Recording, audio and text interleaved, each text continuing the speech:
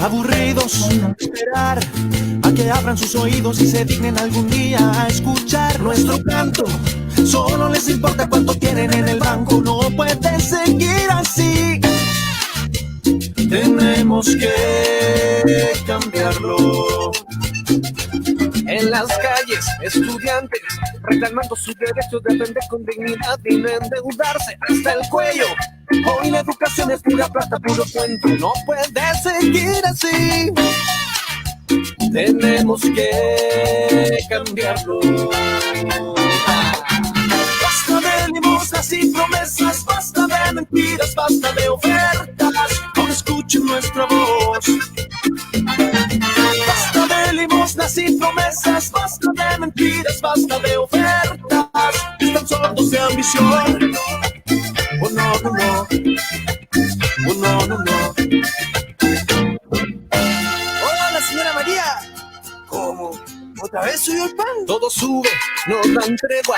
Y al final los que son pobres son más pobres y los ricos son más ricos. La miseria.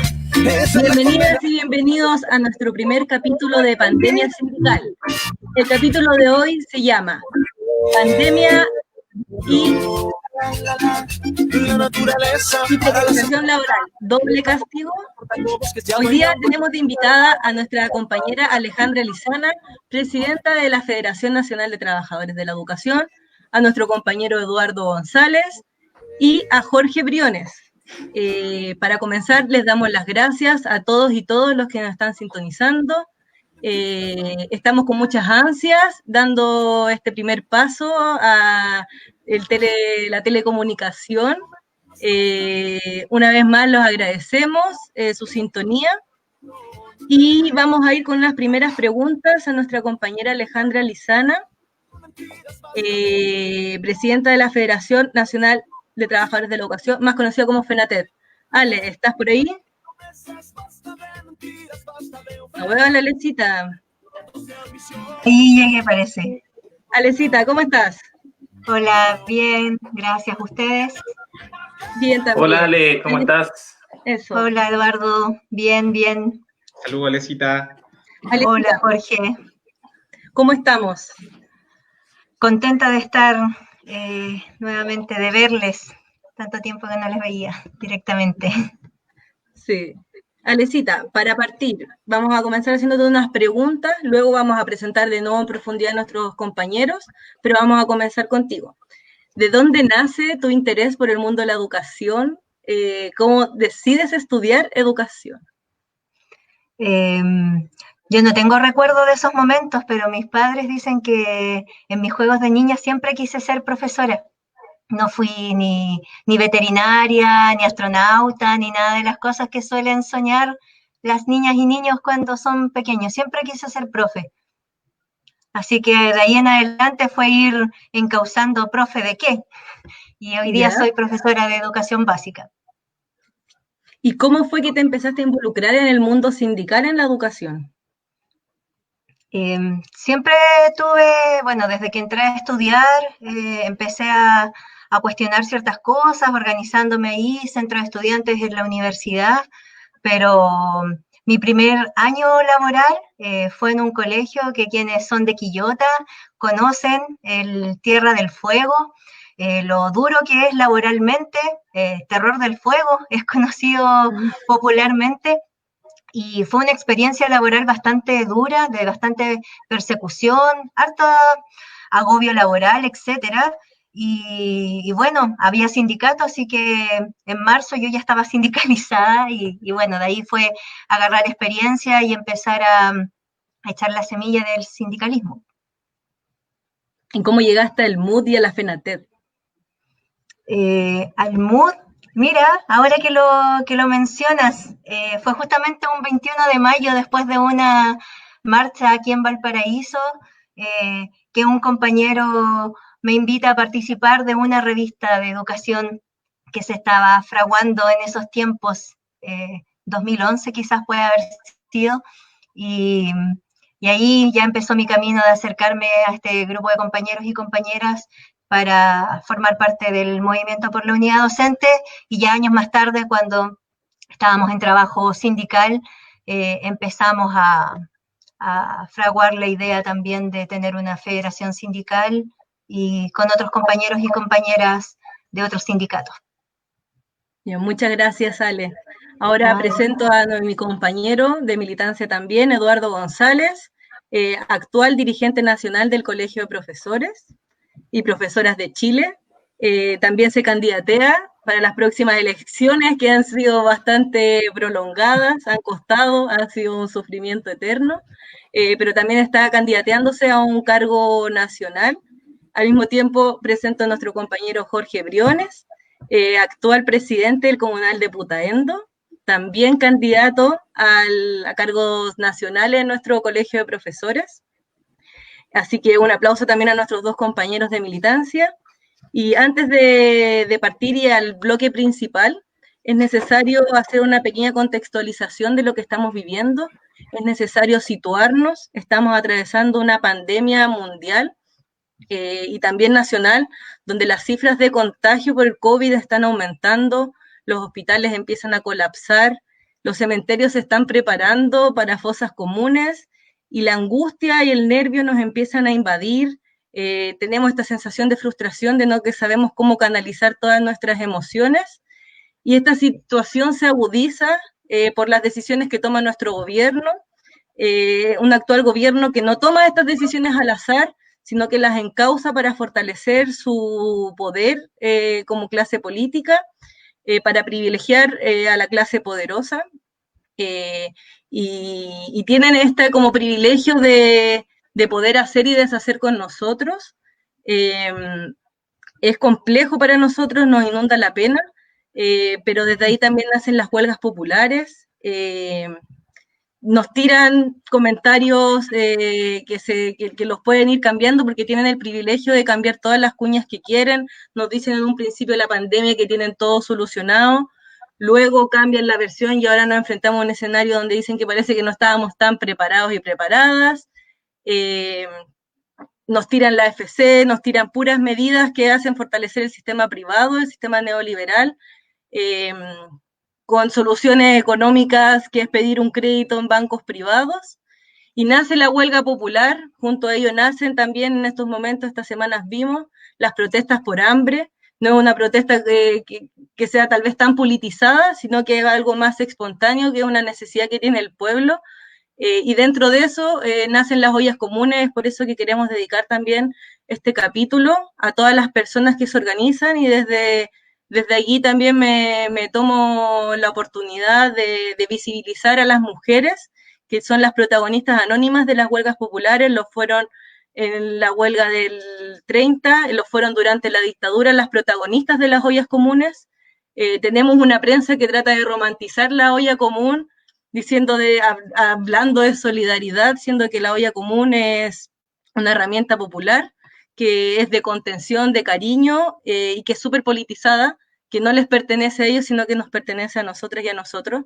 Así que un abrazo a todas las compañeras y esperamos de que ya en estos años no sean como solo un símbolo y responsabilidad de las mujeres, sino que también los hombres tomen protagonismo dentro de este espacio de resistencia que es también lo doméstico. Así que ahora doy el paso al Eduardo para que dé pie a nuestro segundo bloque.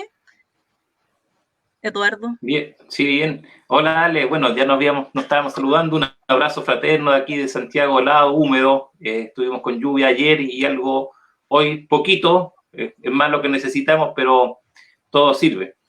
Bien, es muy importante lo que nos comentaba la Vale. Yo creo que esta semana se han confirmado, lamentablemente, dos anuncios, dos hipótesis, dos miradas que se venían, digamos, presentando desde abril en relación a qué está pasando en nuestro país con la pandemia. Una de ellas tenía que ver con la crítica a la estrategia, a la forma en particular, porque debemos saber, y todos sabemos, digamos, que no existen distintas formas, los gobiernos están enfrentando en el mundo bajo distintos caminos la pandemia, y aquí existía una crítica a esta idea de cuarentenas dinámicas, como lo llamó el ministro Mañalich, y creo que esta semana, y estaremos todos de acuerdo en que se ha demostrado el fracaso rotundo de esa opción de cuarentenas dinámicas, porque la pandemia lamentablemente se ha desatado, está en colapso nuestros sistemas públicos y día a día, digamos,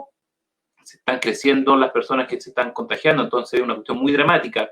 Y junto a eso se venía anunciando también por distintos analistas que en Cuba hay una crisis social. Y si eso ya era un anuncio o era un análisis, durante esta semana eso se comprobó empíricamente, fuimos testigos de las dramáticas movilizaciones que los pobladores del Bosque y La Pintana, ¿cierto?, llevaron a cabo por cuestiones muy básicas y esenciales que uno podría pensar ya no debiesen existir dentro de una sociedad moderna en pleno siglo XXI, que es el derecho, ¿cierto?, a poder comer, alimentarse. Y eso es lo que estamos viviendo. Y en ese contexto, ciertamente, los trabajadores y nosotros, los trabajadores de la educación, nos situamos y hoy estamos generando este espacio de conversación organizado por nosotros, por nosotras, el Movimiento por la Unidad Docente, en este programa Pandemia Sindical, que es nuestro primer programa oficial. Nos habíamos reunido la semana pasada junto con Jorge para abordar temas de evaluación docente, pero digamos así que este es el programa número 1, el oficial, donde le hemos puesto mucho cariño para poder conversar un tema que es tan exigente como la precarización laboral. Un programa que vamos a implementar, que vamos a conversar durante todos los días, jueves a las 20 horas. Y hoy, efectivamente, como su nombre lo indica, vamos a abordar un tema que es lamentablemente bien conocido por nosotros, que es la precarización laboral. Pandemia y precarización laboral. Doble castigo en la interrogante de este título, de esta conversación que queremos desarrollar junto a nuestra compañera Alejandra Lizana. El título ya por sí es provocador, yo diría, porque pandemia y precarización laboral no necesariamente tienen que ir juntos. Uno podría imaginar que efectivamente como humanidad, como sociedad, podemos estar atravesando por una situación de pandemia y no necesariamente de allí se liga que se precarice la condición de los trabajadores y trabajadoras. Por tanto, el hecho de que estén unidos, digamos, da cuenta de una respuesta, de una mirada del gobierno. Bien, Ale, tú, como nos decía la Vale, nos comentaba, eres presidenta, ya tienes una cierta experiencia, una trayectoria como dirigente sindical. Nos comentabas el otro día que están viviendo situaciones bien complejas en un sector, para que nos están siguiendo, que a lo mejor no conocen mucho, que es el sector particular subvencionado. El sector particular subvencionado concentra más del 50% de la matrícula estudiantil, concentra más docentes y trabajadores de la educación que los que están en el sistema público, concentra o recibe más dinero que las escuelas municipales, por tanto es un sector vital. No estamos hablando de un sector minoritario, secundario en el sistema escolar, sino que es uno de los sectores mayoritarios, hegemónicos y que se están fortaleciendo. Estoy aquí con la gatita que me está saludando por si escuchan ustedes alguna. Bueno, la idea es poder comenzar con un diálogo sobre un tema que está siendo dramáticamente conocido, que tiene que ver con la implementación de esta ley de protección al empleo, una ley que el gobierno promulgó hace poco, con un nombre muy rimbombante, ¿cierto? Y que da cuenta de una supuesta preocupación del gobierno con sus trabajadores, con la clase trabajadora en el país. ¿Es tan así? Alejandra, cuéntanos un poquito qué significa esta ley de protección al empleo en primer lugar. Coméntanos, digamos, sobre sus contenidos y después la idea es que nos puedas, digamos, hacer una conexión con esa ley y los trabajadores y trabajadoras de la educación, particularmente el sector privado particular subvencionado. Bueno, gracias por la invitación. Importante poder dar a conocer la mirada sindical, la mirada del sector particular subvencionado y particular pagado, que es el sector que se agrupa en la Federación Nacional de Trabajadores y Trabajadoras de la Educación. Como me preguntas, Eduardo, la ley, la mal llamada ley de protección al empleo, desprotección al empleo, la mencionamos con mayor propiedad, Ley 21.227, para quienes ahí quieran profundizar más en sus contenidos. A grandes rasgos, lo que establece es que en este contexto de pandemia del COVID-19, aquellas empresas que cumplen ciertas características, no es cualquier empresa, pueden acogerse a esta ley bajo ciertas o que tiene cierto impacto en el empleo de las y los trabajadores. Me voy a referir a dos principalmente, que son las más mencionadas también, y que es la suspensión temporal de contratos de trabajo y la reducción temporal de jornada laboral.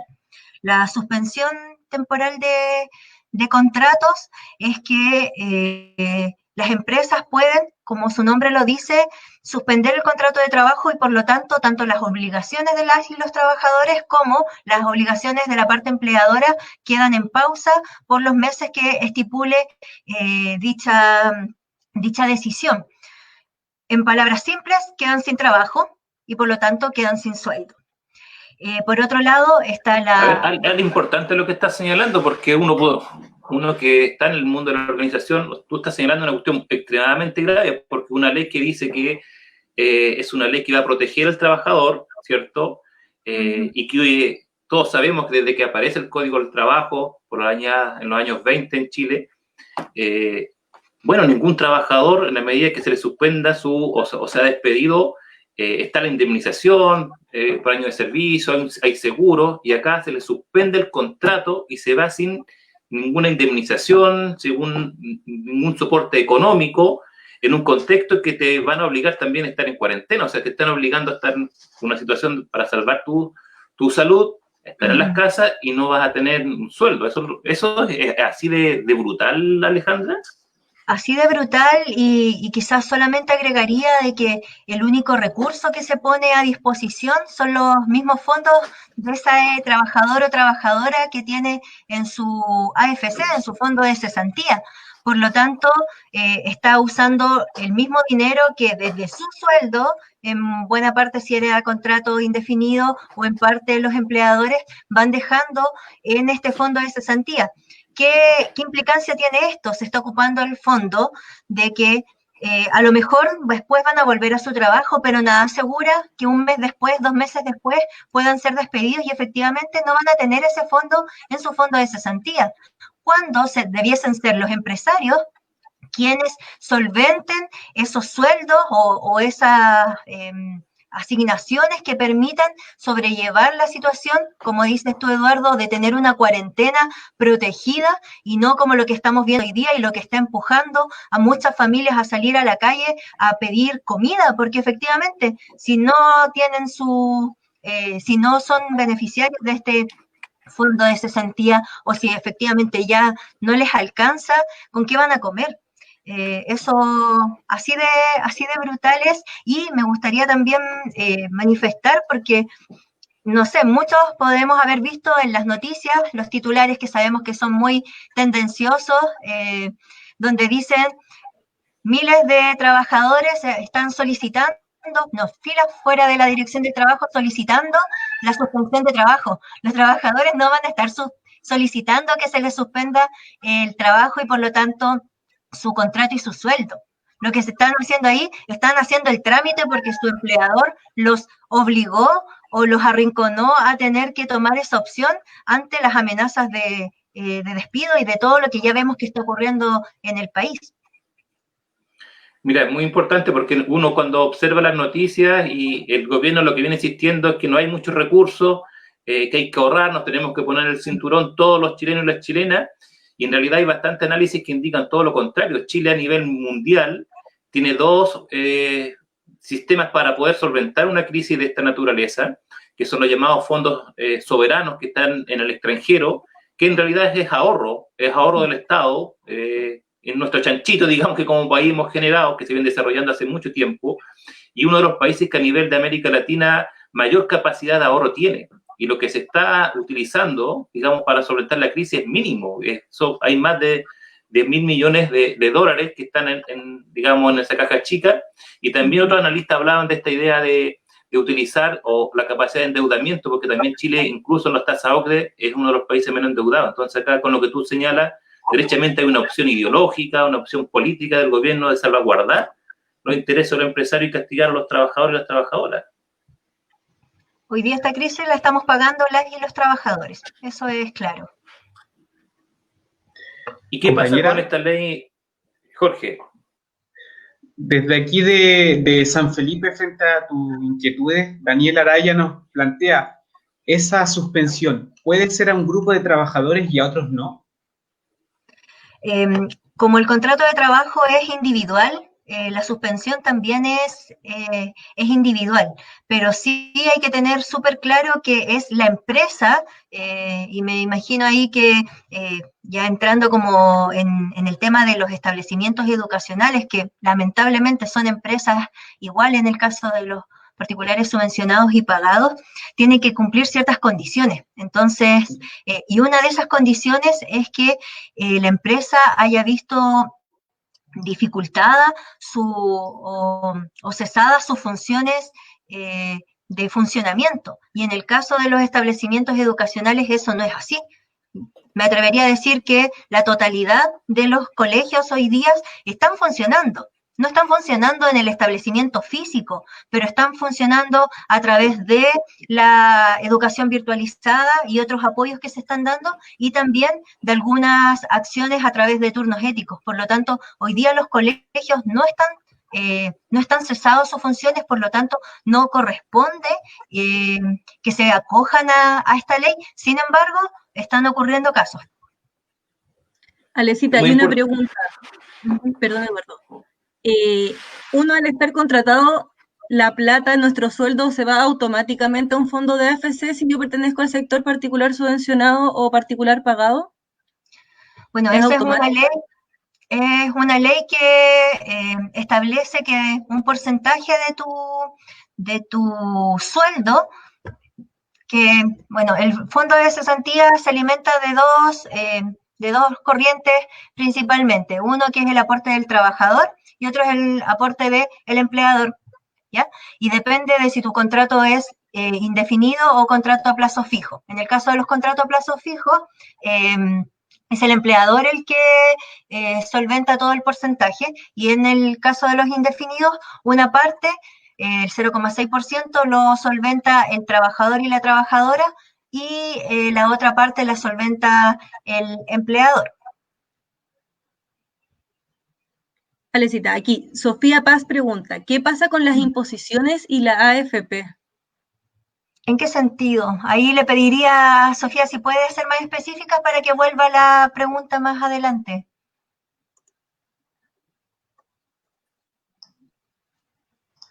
Y mientras tanto, si avanzamos con otra pregunta, se indica si los particulares subvencionados siguen recibiendo la subvención en estos tiempos. ¿Por qué entonces se justifica acogerse a la ley en estos casos? Y ahí es un tema bastante complejo y polémico, y que justamente ayer desde FENATED, FECITED y FTS, que somos 3 federaciones que tenemos presencia en la quinta región y que llevamos algún tiempo trabajando juntas, hicimos una denuncia justamente de un establecimiento educacional, que es el Colegio GEA número 2 de Quilpué, que se acogió efectivamente a esta mal llamada Ley de Protección al Empleo. ¿Qué es lo que pasa? Colegios particulares subvencionados que están recibiendo las subvenciones, están recibiendo además la subvención completa, ni siquiera la subvención regular ni un promedio. Están recibiendo por la totalidad de estudiantes como si hubiese asistencia completa. Entonces, ahí es un primer punto importante que mencionar. Pero además, independiente de si el colegio tiene o no tiene copago, el colegio igual está funcionando. Por lo tanto, bajo la definición que les daba recién, no correspondería que un colegio se adscribiera a esta ley de protección del empleo. ¿Qué es lo que está pasando? Y eso es algo que ocurre siempre, disculpa, y que con esto y con muchas otras cosas tenemos que ir remediando, es que muchos trabajadores y trabajadoras, ante el desconocimiento de sus derechos, al desconocimiento de las opciones, se ven forzados a firmar acuerdos que no están de acuerdo. Entonces también es importante la labor que tanto este programa y muchos otros espacios de formación se están dando hoy día sobre estas temáticas, para que las y los trabajadores sepan que se tienen que informar y no están obligados a aceptar algo de manera inmediata. Siempre hay un espacio que se puede consultar, siempre hay alguien que nos puede asesorar para poder para poder frenar los abusos de parte de las y los empleadores. Entonces habría que ser sumamente claro en base a lo que tú señalas, Alejandra. La ley de protección al trabajo no aplica en el mundo de la educación que recibe fondos públicos, que recibe la subvención escolar, puesto que la subvención escolar, digamos, es el dinero que se entrega a la escuela con la cual se costean los sueldos de los trabajadores y las trabajadoras. Y en ese sentido no aplica para el sector municipal y no aplica para el particular subvencionado. Sin embargo, tú nos indicas que hay algunos sostenedores que igual están, digamos, haciendo algunas maniobras, digamos, para perjudicar a los trabajadores y acogerse a ese tipo de, a esta ley, digamos. ¿Qué casos, digamos, ustedes han podido diagnosticar, si es muy generalizada esta situación en donde ya hay algunos sostenedores, porque es bastante peligroso, se genera mucha incertidumbre y que eventualmente se esté acogiendo, digamos, la implementación de esta ley que claramente no se justificaría? O sea, nosotros tenemos muchos comentarios, yo creo que hay un acuerdo absoluto porque el mismo ministro ha señalado que la subvención se va a seguir pagando a los establecimientos, a los sostenedores, y por tanto, si la ley señala claramente que a partir de la subvención se pagan los sueldos, ningún empleador puede tener, digamos, como argumento de que está sin recursos para pagar su sueldo. Entonces, cuéntanos si hay algunos casos que ustedes han podido constatar de que efectivamente se está haciendo uso de esta ley. Sí, bueno, el caso más dramático, por decirlo así, que hemos tenido conocimiento es el que comentaba recién del Colegio GEA de Quilpué, donde pese a tener la subvención, pese a tener un copago de alrededor de 30.000 pesos, no es de los copagos más altos que existen en los colegios particulares subvencionados, el sostenedor de este colegio, Claudio Salinas, decide despedir o suspender el contrato de trabajadores y trabajadoras de la educación, docentes, pero principalmente asistentes de la educación, bajo esta ley. Tenemos también antecedentes de otros colegios donde se les ha presionado, donde se les ha amenazado y que por la acción sindical se ha logrado frenar o un poco estar alerta de lo que pueda estar ocurriendo. Pero también está ocurriendo otra situación que, si bien no se refiere puntualmente a esta ley de desprotección del empleo, pero que igualmente nos gustaría denunciar como federación y que lo supimos hoy día, por lo tanto está ahí la información fresquita, es que en otro colegio en Quilpué, bueno, también sabemos que Quilpué, quienes conocemos esa ciudad y conocemos la alcaldía también, es un territorio bastante patronal y por lo tanto también ahí los sostenedores tienen esa conducta. Otro colegio de esta comuna, el Saint Lawrence, y me disculpan si es que no lo pronuncié correctamente, despidió, ni siquiera suspendió contrato, despidió a 15 asistentes de la educación, asistentes de aula, administrativos, de aseo y otras funciones, bajo la cláusula de necesidades de la empresa. Esto es completamente injustificado y vamos a realizar todas las acciones, estamos en contacto con las y los trabajadores afectados para poder apoyarles en todas las denuncias que corresponda. Es un colegio particular subvencionado que no tiene copago, por lo tanto está con su presupuesto íntegro, y en eso, por lo que decías recién, Eduardo, enfatizar que dentro de los usos de la subvención están los fines educativos, y dentro de los fines educativos están los salarios de docentes y asistentes de la educación, porque muchas veces en esto de que se menosprecia la labor de los y las asistentes de la educación, un poco diciendo que no son necesarios o no son relevantes dentro del proceso educativo, cuando es completamente distinta la situación, se tergiversa la información de los fines educativos. El fin educativo es el funcionamiento del establecimiento educacional, y el portero, la secretaria, los asistentes de aula son igualmente importantes, incluso en este contexto de pandemia, en un establecimiento educacional. Por lo tanto, con subvenciones se tienen que pagar los sueldos, y denunciamos entonces el actuar de la sostenedora Viviana Contreras al despedir a estos 15 asistentes de la educación. Gracias, Ale, por esas aclaraciones. Ahora pasamos a un siguiente tema, que vendrían siendo los turnos éticos. Dentro de este contexto de pandemia, hemos visto bajo presión y amedrentamiento de asistir a nuestros establecimientos educacionales, rompiendo cuarentena, sin encontrarnos con los artefactos necesarios de cuidado personal. Así que llamamos también a Jorge a que nos acompañe y que nos dé su perspectiva desde el ámbito del sistema municipal. ¿Qué sucede con los turnos éticos? ¿Son legales? El micrófono, compañero. Bueno, me gustaría, antes de plantear la mirada propia del sector municipal, que tiene harto que decir sobre los turnos éticos, si es que Ale nos podría desarrollar la idea para el sector subvencionado, y así hacemos el paralelo para poder ver qué es lo que aplica a algunos, qué es lo que aplica a otros. Sí. Hay que tener súper claro, y esto es algo tanto para los trabajadores y trabajadoras del sector municipal como particular subvencionado y pagados, que los turnos éticos legalmente no están regulados. No existe, no hay ninguna ley que hable de cuándo ni cómo se disponen turnos éticos. Por lo tanto, ante esta desregulación o arregulación, existen muchos vacíos y muchas cosas que se van interpretando en el camino, que hemos ido interpretando en este contexto desde marzo hasta la fecha, y que también a veces se tienen que evaluar caso a caso, porque, y eso es el trabajo que han hecho nuestras y nuestro abogado en FENATED, es poder ir orientándonos de cuáles son las cuestiones legales que corresponden y no corresponden bajo las orientaciones del Ministerio de Educación, y algunas normativas más generales que se podrían aplicar en este caso en los turnos éticos.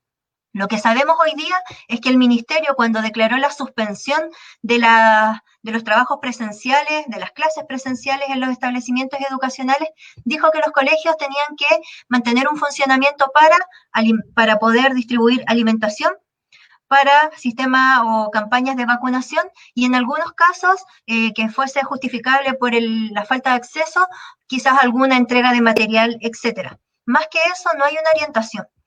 Dentro de eso, lo que sí hay que tener súper claro es que el empleador, independiente del sector en que sea, tiene obligaciones de proteger y asegurar la salud y la vida de sus trabajadores y trabajadoras, y eso está establecido en el artículo 184 del Código del Trabajo, donde cada empleador tiene que disponer de las medidas.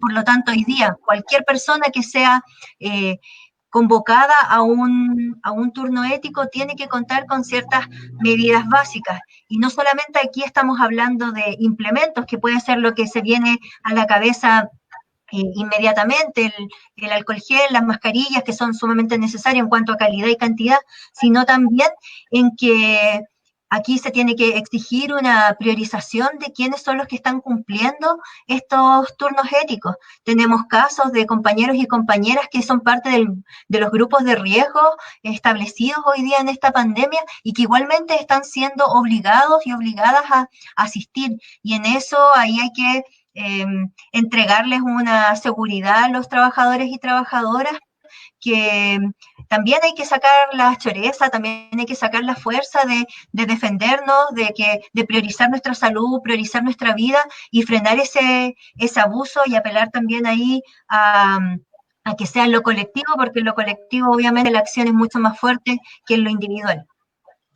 Bueno, ahí compartir la experiencia del municipal, reafirmando lo que dice la compañera.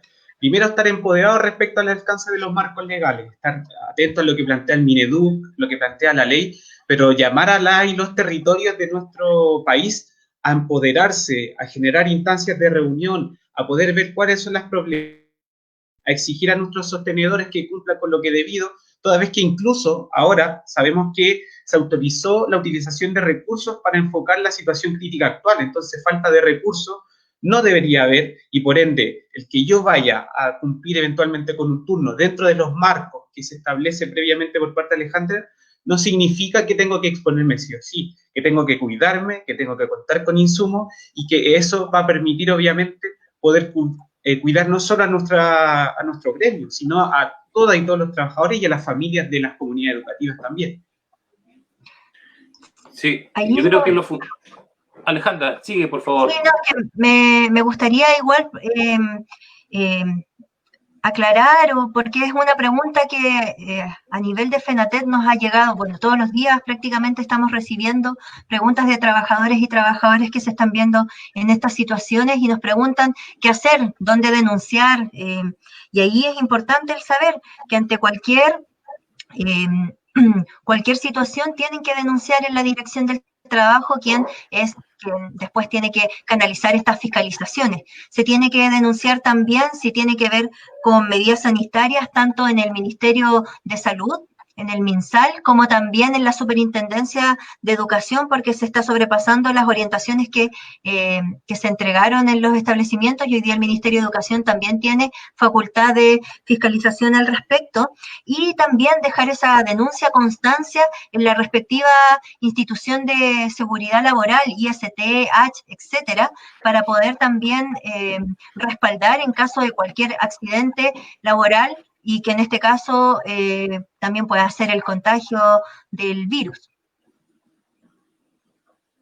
Bien, yo creo que tú has señalado varias cosas importantes, Alejandra. Yo me quedo con esta idea de la unidad para enfrentar los abusos que están desarrollando algunos sostenedores, porque ciertamente la posición, yo diría, ética que tenemos como trabajadores y trabajadoras tampoco está en la idea de desatendernos, digamos, de lo que pasa con las familias, con nuestros estudiantes. Hay un compromiso social transformador que está la idea de implementar la solidaridad, y esa solidaridad es precisamente no dejar solo a quienes forman parte de nuestro pueblo, y nosotros formamos parte de nuestro pueblo. Pero cuando eso ya se transgrede, que es lo que nosotros hemos observado con ideas totalmente descabelladas, totalmente despóticas, patronales, derechamente hay que decirlo, cuando se obliga a los trabajadores y trabajadoras a ir, por ejemplo, a hacer sus planificaciones a la escuela, ir a limpiar el colegio cuando sabemos que no hay ninguna fecha de retorno. Ese tipo de abusos deben ser enfrentados con la unidad de los trabajadores y las trabajadoras de la educación. Un tema que para nosotros es central y que queremos desarrollar y reflexionar en este programa de Pandemia Sindical que como Movimiento por la Unidad Docente estamos desarrollando, porque creemos firmemente que ese es el único camino.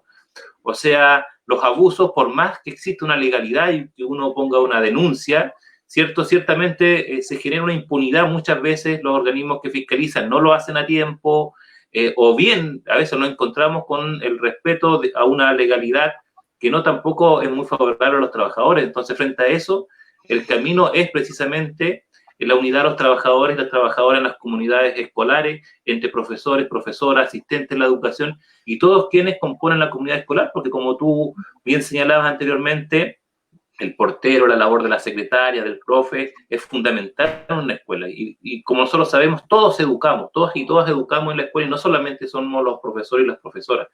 Entonces, me parece muy relevante lo que tú acabas de señalar aquí. Bueno, compañera, aquí en orden a pasar al siguiente bloque, porque vemos que hay hartas preguntas, hartos temas que van quedando pendientes. Cerremos esta instancia eligiendo un personaje de la semana, considerando, puede ser algún elemento positivo que tú creas o algún elemento negativo que sea necesario poder considerar. ¿Quién sería esa o ese personaje de la semana? Chan, chan, chan, chan, chan, chan, chan, chan, chan, redoble de tambores. Me voy a agarrar de lo que dijo Vale al inicio.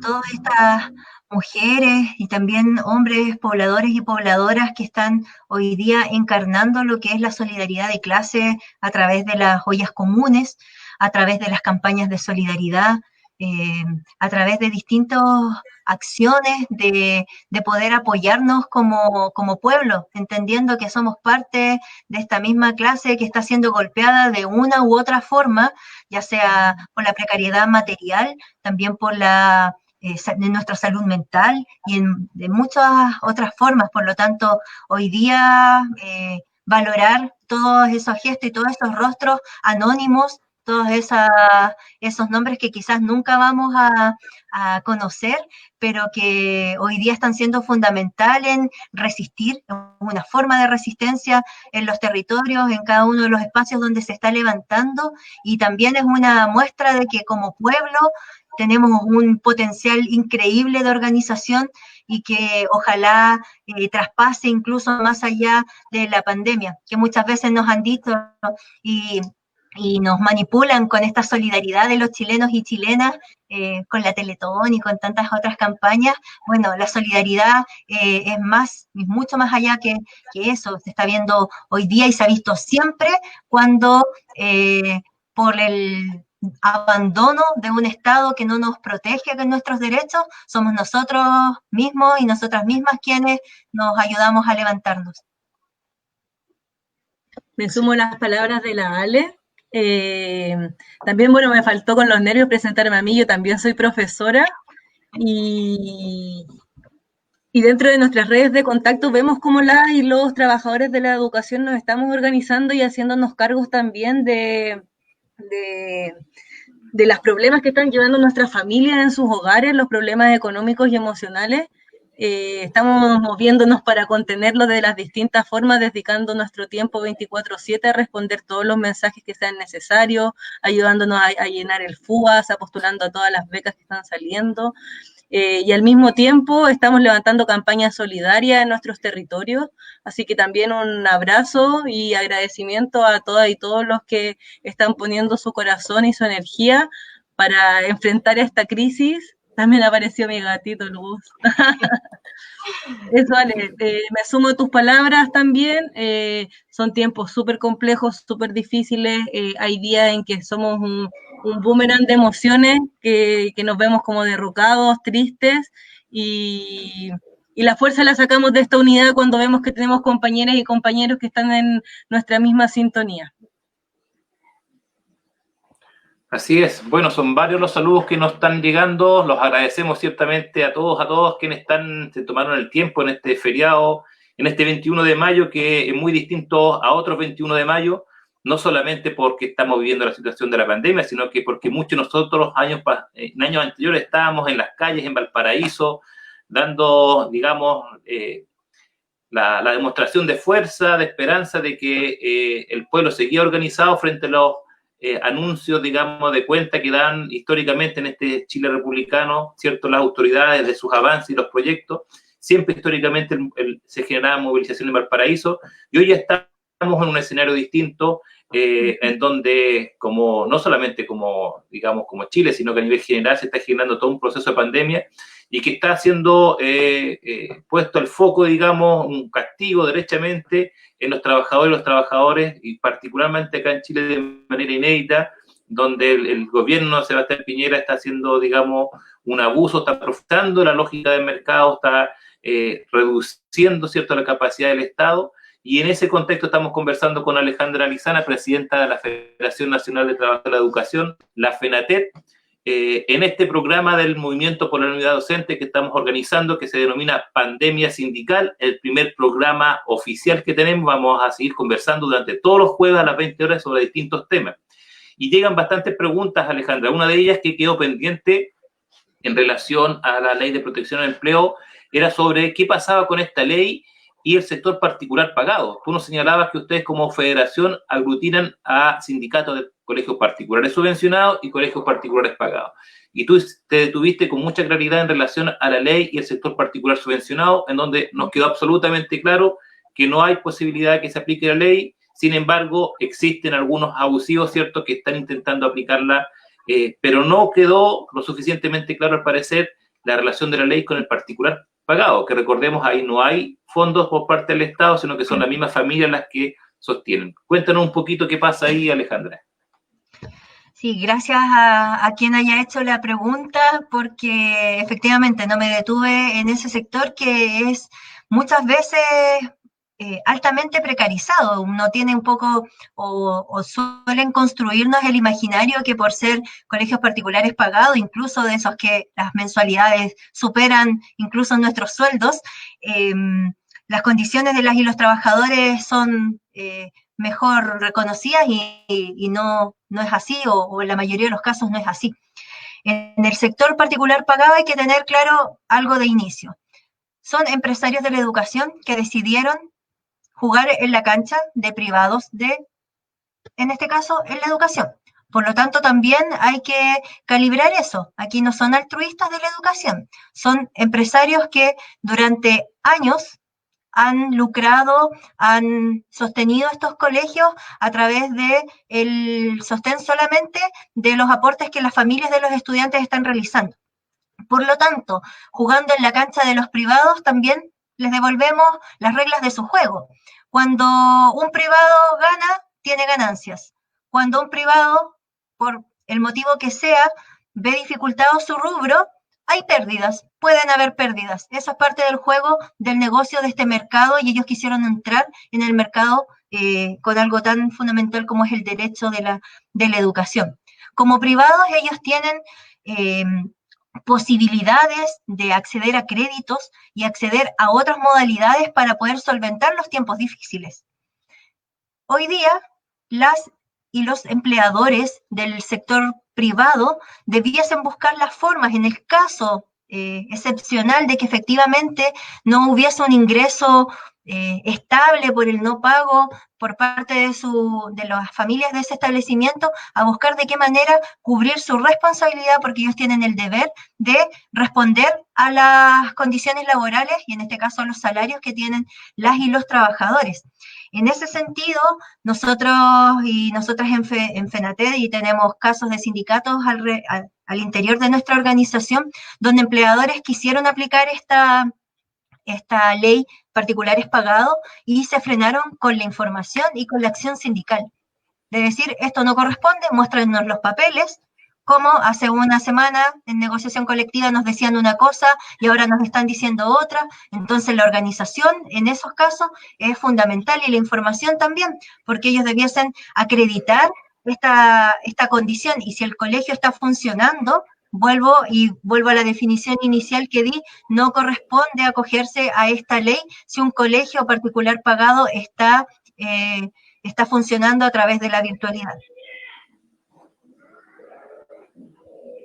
Bien, Faldita de Colores hacía una buena reflexión acá en los comentarios, decía, bueno, incluso si es que un colegio particular subvencionado se acoge a esta ley, ¿cierto? Y ha quedado claro que no debiese ser, ciertamente se entra en otro debate que tiene que ver con la vulneración del derecho a la educación que tienen los estudiantes y los estudiantes. Por eso es que es extremadamente grave lo que está ocurriendo en el caso que tú señalabas del Colegio GEA y otro, porque ahí hay una vulneración del derecho a la educación de los estudiantes y las estudiantes, porque en la medida que se suspenden los contratos, ¿cierto? Esos profesores y las profesoras no están obligados a generar los acompañamientos a distancia virtuales, porque se suspendió la relación contractual. Entonces es un tema bastante importante, Alejandra. ¿Qué opinas tú sobre esa dimensión educativa del tema que estamos conversando? Claro, ahí tiene una doble arista, efectivamente, y tal como, si no me equivoco, lo dijiste tú, Eduardo, cuando estábamos hablando de los turnos éticos. Aquí no hay una intención de que no se pueda entregar la contención y todo lo que nos parece importante y el rol fundamental que tienen los espacios educativos en medio de esta pandemia. Eso no está en cuestionamiento y por lo tanto el derecho a la alimentación, el derecho a la educación de nuestros estudiantes es fundamental. O sea, todo trabajador y trabajadora de la educación tiene un sentido altísimo de protección hacia la niñez y la infancia. Pero aquí, ¿y cuál es el filo más peligroso y qué es donde siempre se agarran las y los empleadores que son abusivos? Es en los asistentes de la educación. Y ahí un saludo muy fraterno y profundo a todos las y los asistentes de la educación que constantemente están siendo golpeadas por el abuso de empleadores, porque claro, a lo mejor ellos no van a estar siendo parte en su gran mayoría de esta educación virtualizada. Algunos sí, porque profesionales o algunos asistentes administrativos están igual sosteniendo las plataformas, etcétera, pero que alguien no esté cumpliendo una función específica o no esté cumpliendo la función específica de su contrato no quiere decir que no siga siendo importante para la comunidad educativa y para el proceso educativo. Entonces ahí es relevar, y eso es un trabajo arduo que tenemos que hacer en cada una de las comunidades educativas, y por eso también nuestra organización es una organización de trabajadores y trabajadoras de la educación, y no solamente de docentes y no solamente de asistentes, porque entendemos que dentro de la comunidad educativa, independiente de las funciones que cumplamos, cada uno de los trabajadores y trabajadoras cumple un rol fundamental para que la comunidad o el proceso educativo se lleve a cabo. Vale, y una pregunta para ir cerrando y pasar al último módulo. ¿Qué pasa? También está una duda que tienen varios apoderados, es que con esta crisis ellos no les alcanza el sueldo para pagar las matrículas, mensualidades. Y muchos colegios están tomando la decisión de disminuir los sueldos. ¿Es legal, no es legal? ¿Qué pasa si los apoderados se organizan y deciden dejar de pagarle a los colegios, sobre todo a los colegios particulares pagados? Ese es otro paraguas de dudas que están llegando muy constantemente a la federación, y gracias también por recogerlo, porque esa es la segunda patita de la ley de protección al empleo que iba a explicar, y después nos fuimos solamente por la suspensión de contratos de trabajo. Hoy día la única forma de reducción de salarios es a través de un pacto de reducción de jornada laboral, y que por lo tanto, si me reducen mi jornada laboral, por lo tanto se ve reflejado en una reducción de salario. Pero como sabemos que muchos y muchas empleadoras son completamente abusivos y no les importa mucho la legalidad, y funciona más desde el patrón o patrona de fondo, más que desde un líder pedagógico, que es lo que debía saber, es que le están diciendo, no, les vamos a quitar un bono. Eso realmente no existe, porque si el bono está en mi contrato individual o colectivo, se tiene que pagar. No hay, o sea, hoy día la única forma en que me reduzcan mis sueldos es a través de la ley de protección del empleo, que es un pacto de mutuo acuerdo, y ahí recalco, de mutuo acuerdo, que se firme entre el empleador y el trabajador, porque efectivamente accedieron a que hubiese una reducción de jornada laboral y por lo tanto de funciones y del salario. No existe la posibilidad de que les quiten los bonos, no existe la posibilidad de que hoy día les paguen un 10% menos. Eso legalmente no corresponde, y menos aún unilateralmente. Sí hacer la salvedad que... y que en este punto es como que nos preguntan de manera más específica en torno a los bonos de locomoción y de alimentación, que a veces están en nuestros contratos individuales o colectivos, y que en la mayoría de los casos se pactan por días efectivamente trabajados. Hoy día nosotros estamos trabajando, independiente que no estemos asistiendo al lugar físico. Por lo tanto, no debiese existir una interpretación de no pago de esos bonos. Bien, ya nos quedan pocos minutos del programa Pandemia Sindical, en este esfuerzo del Movimiento por la Unidad Docente, donde estamos conversando con Alejandra Lizana. Y Alejandra, la verdad es que como estamos pensando un poco el programa, a la Vale se le ocurrió una brillante idea y que te la quiere formular una pregunta, digamos, que esperamos que pueda responder. Así que, Vale, te doy el pase para que aquella idea majestuosa que tuviste se la plantees a Lale. Ya, se viene el minuto más esperado por mí, al menos, que es el minuto sin censura. Vas a tener unos minutos, Ale, para poder descargarte. Llevamos días encerradas y encerrados y no sabemos cómo canalizar la rabia que tenemos. Tenemos algunos y otros valientes que han decidido salir a la calle a protestar, pero nosotros tenemos este espacio de trinchera para hacer resistencia frente a toda esta opresión que nos están generando, así que tienes que escoger a la o el desgraciado de esta semana. Esa es tu tarea.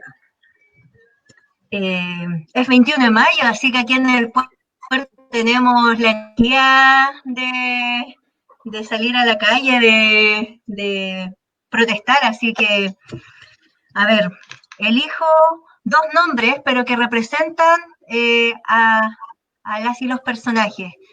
Claudio Salinas sostenedor del Colegio GEA de Quilpué, y Viviana Perdón, no te Contreras. escuché bien, Alejandra, ¿lo puedes repetir, por favor? Que no te escuché bien. Repítelo 1, 2, 3 veces, ando con problemas de sordera. A ver. Tal vez si se escribe en la pantalla, como Voy de nuevo. Entonces, estos dardos, estos peñascasos van para Claudio Salinas, sostenedor del Colegio GEA de Quilpué, y Viviana Contreras, sostenedora del Colegio St. Lawrence de Quilpué también, como representantes de todo ese sector empresarial, sostenedores y sostenedoras, empleadores y empleadoras, porque no sostienen nada, de la educación, que hoy día están aprovechando esta crisis y que perpetuamente se aprovechan de las y los trabajadores vulnerando sus derechos, reduciendo los derechos que se han ido conquistando individual o colectivamente, vulnerando fueros maternales, reduciendo jornadas laborales, despidiendo arbitrariamente, negociando, limitando la organización sindical y de las distintas formas en que las y los empleadores vulneran a las y los trabajadores y su organización sindical en el cotidiano, y más aún, y esto es una muestra de deshumanidad gigante, aprovecharse de esta situación de crisis donde, independiente que como trabajadores y trabajadoras de la educación hoy día podamos tener nuestro trabajo un poco más resguardado, no estamos ajenos de toda la presión psicológica, familiar que se está provocando porque miembros y miembros de nuestras familias están siendo despedidos, están vulnerables a ser contagiados, y a partir de esto se están aprovechando estos empleadores para no solamente reducir salarios y despedir a trabajadores y trabajadoras, es dejando a familias completas sin sus ingresos y en la vulnerabilidad completa en esta crisis sanitaria. Así que para él, ella y todos quienes abusan constantemente de docentes y asistentes de la educación y de trabajadores del rubro que sean, van los peñascasos. Y también para aquellos, y aquí ser también bien enfática, aquellos que constantemente están interponiendo recursos para buscar hasta el punto que les pueda favorecer para no beneficiar y para no entregarle derecho a los y las trabajadoras puntualmente, a quienes han reclamado al Tribunal Constitucional para no darles y no otorgarles los derechos que se conquistaron con mucha lucha a las y los asistentes de la educación, y que fue súper cubierto por distintas organizaciones mediáticamente. Nos costó muchísimo lograr esta conquista, y hoy día hay empleadores que están tratando de que esos derechos no sean aplicables, y en eso la organización va a estar firme en defender férreamente los derechos de las y los trabajadores de la educación. ¿Cuáles eran los nombres? No me quedó claro. Comisión Funa. Claudia Salinas y Viviana Contreras. Bien, ya sabemos, Claudio Salinas y Viviana Contreras han despojado, han destinado a la hambruna a cientos de familias de trabajadores y trabajadoras de la educación de esos colegios, porque detrás de cada de esos trabajadores hay familias, hay niños, niñas que alimentar, y no le importó absolutamente nada, a sabiendas que el Estado ya le estaba garantizando, ¿cierto?, el financiamiento para poder costear los sueldos. Y eso nos pone la urgencia de construir un sistema nacional de educación pública que hoy no existe.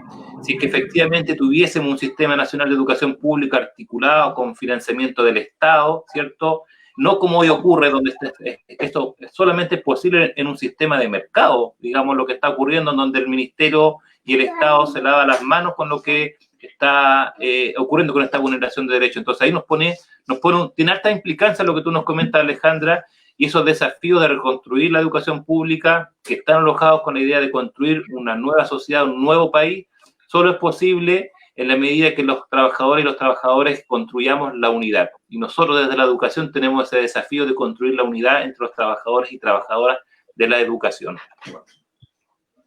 Ya nos vamos despidiendo entonces, compañeros y compañeras. Antes, yo igual quiero tirar mi peñascazo cortito sin decir mayores palabras a Diego Chalper. Se lo merece también por todas sus declaraciones de esta semana. Agradecemos la sintonía. Damos las gracias también a cada trabajador y trabajadora de los establecimientos, a las trabajadoras sociales, a las psicólogas, a las asistentes, a los inspectores, a nuestras compañeras de trabajo, a las educadoras diferenciales. Cada uno cumple un rol primordial y lo estamos entregando todo. Así que también un abrazo a nuestros estudiantes que también están resistiendo, que están poniendo todo de su parte. Son más pequeños, sobre todo nuestros estudiantes más chiquititos, que imagínense para nosotros y nosotras que somos grandes entender esta situación, ellos y ellas entender clases grabadas, que muchos sin entender lo que está pasando se sientan igual al frente de la pantalla para escuchar a su profesora. Así que muchas gracias a todos los que nos sintonizaron. Nos vemos el próximo jueves a la misma hora en el mismo canal. Gracias, Alex, también por dar de tu tiempo, de tus claridades, con mucha calma y también hilas muy fino y das todas esas claridades. Así que muchas gracias, Alex, Jorge también, Eduardo, si quieren decir algunas palabras, si se les quedó algo en el tintero. Bueno, acá desde el Valle de la Concagua, el Movimiento por la Unidad Docente, como siempre, se pone al servicio de la construcción de la unidad de la y los trabajadores. Eso parte desde los espacios comunales en los que estamos, desde el Colegio de Profesores, pero también, como siempre lo hemos hecho con nuestras y nuestros colegas y trabajadores y trabajadoras del sector particular subvencionado y particular pagado. Pero, para irnos con un mensaje que se proyecte, Ale, queríamos pedirte si nos puedes compartir una canción para cerrar con ello esta bella instancia de lucha a distancia. Bueno, para que todos y todas sepan quienes están escuchando, esto sí me lo habían comentado anteriormente, pero aún así entrego y regalo la canción, pero esa con el primer impulso no es muy pensada, porque para mí la cantata Santa María de Iquique es sumamente significativa en mi ser sindical. Cuando yo tenía 18 años, con una historia familiar donde lo sindical no era un tema que se hablara, pero sí la justicia y valores humanos importantes, me entré por casualidad a escuchar la cantata Santa María sin conocerla, sin haber escuchado alguna vez sobre esa historia de un grupo serenense. Fronte, recuerdo que se llamaba Vimos un pentón con una amiga y solo entramos. Y cuando la escuché, quedé congelada de lo que me estaba mostrando. Ni siquiera me pude parar a aplaudir la magistralidad de esa obra. Y por eso dejo la canción final de la cantata y ojalá la puedan escuchar completa, quienes no la conocen, y quienes la conocen siempre es bueno escucharla, porque no solamente por lo duro de la historia que cuenta, sino por lo duro, pero a la vez magistral de esta obra, de decirnos que esta situación en cualquier momento puede volver a ocurrir, y lo que hoy día está ocurriendo es exactamente lo mismo. Hoy día estamos luchando por el pan, y hoy día, como dice la canción final, tenemos que unirnos como hermanos, hermanas, porque esa es la única senda para lograr lo que queremos y para que nadie nos pueda vencer. Así que con ese corazón, con ese primer pálpito que yo sentía a los 18 años de mi corazón sindicalista, para todos y todas quienes estén escuchando en este momento. Gracias, Ale, por el regalito. Gracias, Ale, por acompañarnos y por la hermosa canción que nos comparte, no solamente a nosotros, sino que a todos nuestros seguidores. Agradecerlos y nos vemos el próximo jueves a las 20 horas en un nuevo programa de Pandemia Sindical. Un abrazo para todos a la distancia, mucho Nehuen, mucha fuerza, arriba a los trabajadores y trabajadoras de la educación. Y también saludos a todos nuestros compañeros de militancia MUD, de los que están detrás de cámaras. Llama, gente, llama. Haciendo que toda esta magia sea posible, que aparezcan los comentarios. Muchas gracias. Ahora te damos el pase, Vitoco. Vamos con la canción. Un abrazo, que estén bien. Saludos. Chau, chau. Fuerza.